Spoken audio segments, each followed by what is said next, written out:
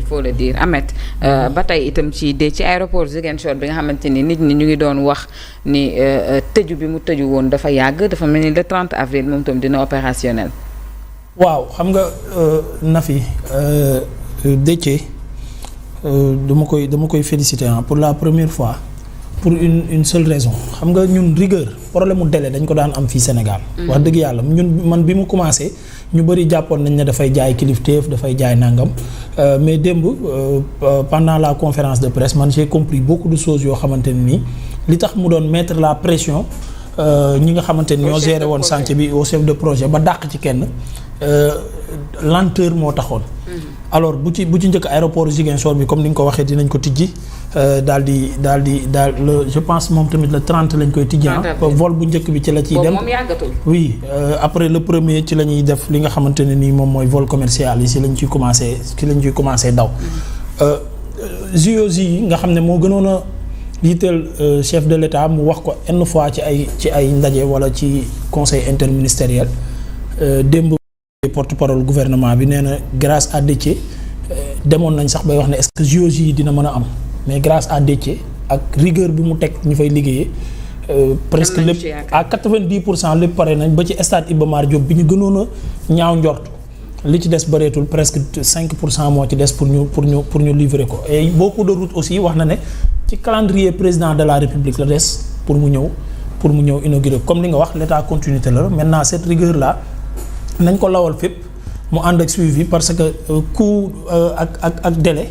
daf ñu yàgg sonal ñun fii Sénégal ak qualité coût délai qualité comme Déthié nu mu ko tàmm di waxee lu am solo la ci chantier de l'État yi si chantier public yi dafay tax beaucoup de choses dafay répercuté wu ci économie bi boo ko respecté ni nga ko war a respecté joxe ko ci délai yi nga ko war a joxe aussi dafay tax jëfandiku bi daal di gën a yomb ci Sénégalais yi mais chantier boo tëjee nit ñi teelee na dem baare ay route defar ay déviation ba pare mu jël un temps immense boo xam ne balaa muy pare kenn du xam yàlla xam deadline yi jamais ñu respecté ko wala sax duñ la ko fixeel ak moom j'ai vu que ne il a mis beaucoup de rigueur metti na nag Sénégal parfois boo tegee nit ñi yenn affaires yi surtout ci côté liggéey dinañ la sikk dinañ la wax lu nekk mais je pense que ne le fruit de son travail démb wane na ko bu baax a baax maintenant nag calendrier président de la République pour lu bëree bëri mu daal di koy inaugurer. Félicitations à lui. na ñeneen ministère yëpp def rigueur boobu ci liggéey bi. ça fait pas partie du conducteur mais li ñu waxu aéroport yi moo tax sama xel dem ci Ndiaga waxoon nañu Air Sénégal annoncé woon na dinañu may 40 avions yu ndaw yoo xamante ni dinañu daw ci région yi loolu c'était vraiment intéressant fu Boeing yooyu mujjee. bi ngay wax affaire aéroport. sama xel dem na ci loolu man directement aéroport bi ñu koy ubbi damay wax ni aéroport li koy doxal nag mooy ay avions. waaye ubbi aéroport te amuñu tamit ay avions yoo xam ni. parce que Ziguinchor je pense que Transair moo fa daan dem. dinañu dem ak dinañu dikk vraiment luy doy waar lay doon.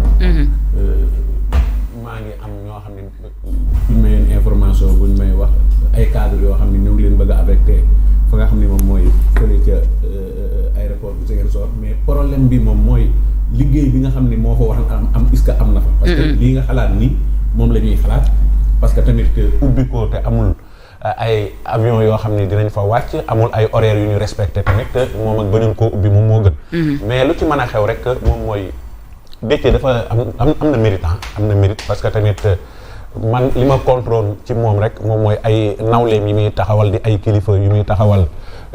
télé bi tàq RTS taxaw mu wax ak ñoom wax yoo xam ne du waxi kilifa ci pénc man loolu laa àndul ak moom mais rigueur bi mu def ba tey jii nii ñu am yaakaar ni date yi nga xam ni joxe na ko dinañ ko respecté vraiment am na mérite ci problème nag prison yi ba waa Louga di kaas xam nga nag mënoo tëj seen maire nga xam ne tey boo doon teg première pierre normalement da ko war a fekke nga tëj seen maire ba pare ni prison bi dinaa ko def Louga day mel ni da ngaa am ñeneen ñoo visé pour tëj leen fa problème nag moom mooy prison sama xalaat la yaa ngi dégg mais prison yi moom amul fenn foo xam ni ci réew mi ci Sénégal foo xam ni waru faa ñàkk ndax tamit lii ñu dajalee fii ci Rebeuss dajale ko ci yeneen prison yu doy bu ne ca Thiès ca fu ne vraiment ñu ubbiwaat ay tabaxaat yeneen i prison yu bees wàññi nit ñi def leen fa parce que tey jii ne da boo xoolee rek Diourbel ñu ni benn prison wala ñaari prison moom moo fa nekk ku ñu tëj ku am problème ca région ba yëpp ci benn prison lañ lay yóbbu loolu dafa doy waar. moom kañ Fall dogguma la la plupart des prisons yi nekk Sénégal avant indépendance ba léegi la plupart ba léegi boo dee xool c'est-à-dire ñu bëgg léegi Rebeuss bañ a xat dëkk boo ne dama fay def prison waa dëkk ba na déedéet maanaam vouloir une chose et son contraire. tey boo xoolee prison yi rek prison yi ñu tabaxoon dañ leen a isolé woon ak nit ñi fi ñu dëkkoon ci ay jamono léegi dem nañu dem ba prison bi léegi yëpp ay kër moom moo ko wër loolu insécurité la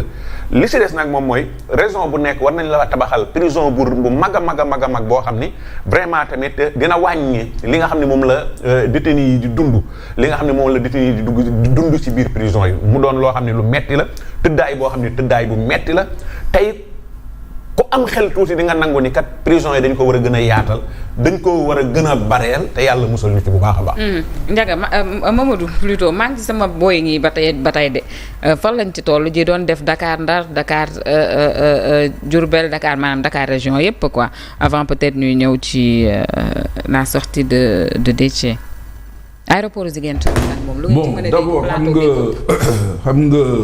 ah dëgg la di. aéroport Ziguinchor bi. Oui, d'abord, il faut comprendre que on ne peut pas présenter Déthié comme étant un messie, comme il a fait quelque chose de grandiose, ou je sais pas moi. C'est vrai que l'État est une continuité, mais d'abord, pour l'autoroute Dakar-Kaolack, il faut comprendre que Macky moo ko financé woon et était mbir mi ngi woon à un taux d'exécution de plus de 82%. Attention, parce que ñoom yeggali képp moo ci am. Et je vous rappelle que le 16 mai 2025 Yankoba Diattara, ministre des infrastructures et des routes ak ñoom seen, n'oubliez pas que dem na fa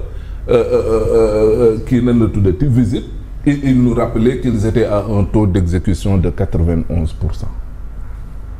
Donc si on dit Déthié oui mi ngi liggéey, c'est bien. Mais problème bi moom mooy il faut ñu am aussi gentleman ak élégance aussi di reconnaître tamit les efforts des uns et des autres aussi. Cette autoroute bi Macky Sall moo ko moom parce que ku dem ba à 80% ci mbir mënuñu ko darajaale nit, c'est pas possible. Ça reste un chantier, ça reste un projet de Macky Sall. Maintenant c'est normal que l'État étant une continuité ñu nekk ci. buñ ko defu ñu laaj leen ko. beneen bi moom mooy Déthié pour ñu mën a xam ne évaluer ko il faut mu wan ñu ne moi j'ai été clairvoyant dans telle chose,